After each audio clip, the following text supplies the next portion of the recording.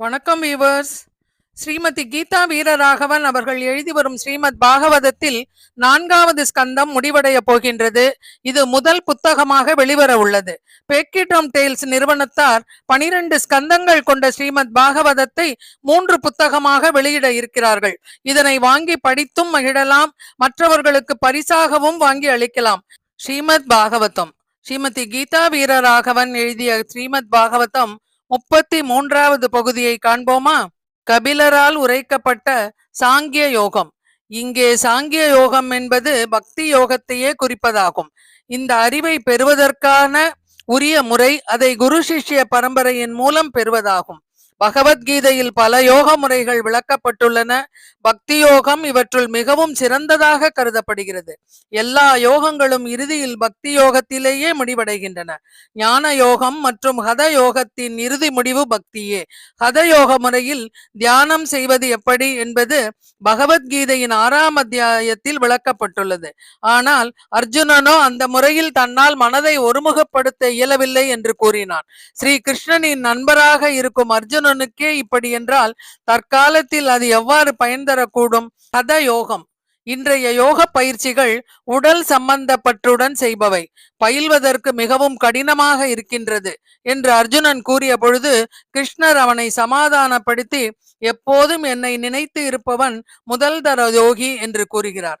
பகவத்கீதையில் ஸ்ரீ பகவானுவாச்ச யோகினாமபி சர்வேஷாம் மத்கதேனாந்தராத்மனாம் ஸ்ரத்தாவான் பஜதேயோ மாம் சமேயுத்த தமோ மதக. பகவான் இப்படி கூறுகிறார், எல்லா யோகிகளிலும் பெரும் நம்பிக்கையுடன் என்னில் நிலைத்து என்னை உன்னத அன்பு தொண்டால் வழிபடும் என்னுடைய பக்தனே மிகவும் சிறந்தவனும் யோகத்தில் என்னுடன் மிகவும் நெருக்கமாய் இணைந்தவனும் ஆவான் என்கிறார். நம் இதயத்தில் ஸ்ரீ கிருஷ்ணர் எப்பொழுதும் இருக்கிறார் என்பதை மனதில் கொண்டு தியானிக்க வேண்டும். ஹரே கிருஷ்ண கிருஷ்ண கிருஷ்ண ஹரே ஹரே, ஹரே ராம ராம ராம ஹரே ஹரே என ஜெபித்து வந்தால் நாம் எப்பொழுதும் கிருஷ்ணரையே எண்ணி இருப்போம். அவருடைய ரூபம் நம் உள்ளங்களில் பதிந்துவிடும். கிருஷ்ணரை எப்பொழுதும் நினைத்து இருப்பதே கிருஷ்ண உணர்வு முறையாகும். எப்பொழுதும் கிருஷ்ணர் உணர்வில் இருப்பவன் முதல் தர யோகி ஆவான். பகவானை நாம் அடையவும் குரு சிஷ்ய பரம்பரை மூலமாக அணுக வேண்டும். ஒருவன் மகா பண்டிதனாக இருக்கலாம், ஆனால் பகவத்கீதைக்கோ அல்லது பாகவதத்திற்கோ தன் சொந்த வழியில் விளக்கங்களை தரக்கூடாது. அவற்றையெல்லாம் நம் ஆச்சாரியர்கள் மூலமாக அறிந்து கொள்ள வேண்டும். பக்தி யோகமே மற்ற எல்லா யோகங்களையும் விட மிக உயர்ந்த படியில் உள்ளது. முதல் படி கர்ம யோகம், அதன் பின் தியான யோகம். மற்ற யோகங்களை காட்டிலும் பக்தி யோகத்தால் பெறப்படும் அறிவு முழுமையானது. பக்தி யோகமானது அரைகுறையாக பயிலப்பட்டாலும் பலன் தந்தே தீரும். பகவான் கபிலர் தொடர்ந்து கூறுகிறார், புலன்கள் எல்லாம் தேவர்களை குறிக்கும் பிரதிநிதிகள். புலன்கள் தேவர்களின் பிரதிநிதிகளாய் இருப்பது போல மனமானது பரமபுருஷ பகவானின் பிரதிநிதியாகும். மனதின் இயற்கையான கடமை பகவானுக்கு தொண்டு செய்வதே ஆகும். நமது பக்தியும் தொண்டும் பகவானை குறித்து அமையும் பொழுது நம்முடைய புலன்கள் அதன் இயற்கையான நிலையில் இருக்கும். பகவானே புலன்களின் உண்மையான உரிமையாளர் ஆவார். அதனால்தான் அவர் ரிஷிகேசன் என்று அழைக்கப்பட்டார். நாம் பக்தி தொண்டை செயல்படுத்துவதற்கு உரிய எளிய 5 வழிகள். 1. பகவானின் புனித நாமங்களை உச்சரித்தல். சகஸ்ர நாமங்கள் உள்ளன, அவற்றுள் ஏதேனும் ஒரு நாமத்தை ஜெபித்தல். 2. பக்தர்களுடன் தொடர்பு கொண்டு முடிந்தவரை அவர்களுக்கு தொண்டு புரிதல். இதனையே சத்சங்கம் என்று கூறுவர். பக்தர்களுடன் தொடர்பு கொண்டு பகவான் பற்றிய நல்ல விஷயங்களை ஒருவருக்கொருவர் பகிர்ந்து கொள்ளுதல். 3. ஸ்ரீமத் பாகவதம் கேட்டல், படித்தல். ராமாயணம், மகாபாரதம், பகவத்கீதை போன்ற இதிகாச புராணங்கள் இருந்தாலும் ஸ்ரீமத் பாகவதம் ஒன்றே அனைத்தையும் உள்ளடக்கியது. அது பரம்பொருளான பகவானின் வாழ்க்கையை பற்றியும் லீலைகளை பற்றியும் கூறுவது. 4.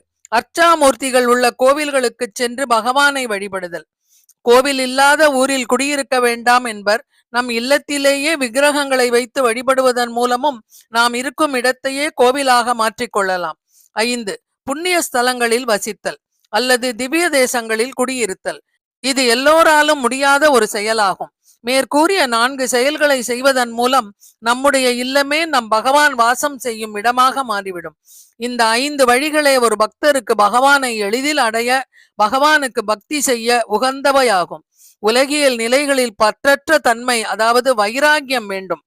இந்த ஞான வைராகியத்துடன் இணைந்து பக்தி தொண்டில் ஈடுபட வேண்டும். அவ்வாறு பக்தி யோகத்தில் ஈடுபடும் ஒவ்வொரு பக்தனும் பகவானுடைய திருவடியை சென்று அடைவான். அத்தகைய பக்தன் என்ன செய்வான் தெரியுமா?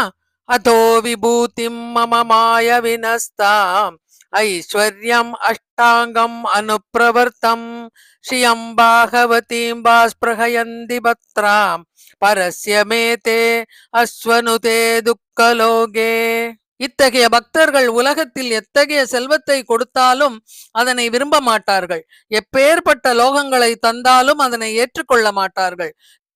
கைவல்யம், ஆத்மா தன்னைத்தானே அனுபவித்தல், அதையும் விரும்ப மாட்டார்கள். ஸ்ரீவைகுண்டத்திற்கு சென்று அங்கு பகவானுக்கு தொண்டு செய்ய வேண்டும், இதை தவிர பக்தர்கள் வேறு எதனையும் விரும்ப மாட்டார்கள். அப்படி பகவானை அடைந்த பக்தன் மீண்டும் பூலோகத்தில் வந்து பிறக்க மாட்டான். இவ்வாறே பக்தியை பற்றியும் அதனை எப்படி செய்ய வேண்டும் என்பதை பற்றியும் கூறிக்கொண்டு வந்த பகவான் கபிலர் பக்தர்களின் தனிச்சிறப்பை எப்படி விளக்குகிறார் என்பதனை ஸ்ரீமத் பாகவதம் பகுதி 34 காண்போமா? பகவான் கபிலரின் போதனைகள் படித்து உள்வாங்கிக் கொள்வதற்கு சற்று கடினமானதுதான். அதனை 1-2 தடவைகள் படிக்கும் பொழுது நம்மால் மிக எளிதாக இந்த பக்தி தொண்டை புரிந்து கொள்ள முடியும். இந்த வீடியோவில் இருக்கும் ஸ்ரீ கிருஷ்ணர் அலங்காரம் அனைத்தும் ஸ்ரீமதி அனுராதா விஸ்வேசன் அவர்கள் வீட்டிலிருந்து அவரே செய்து அனுப்பியது. நன்றி மேம். நன்றி, வணக்கம்.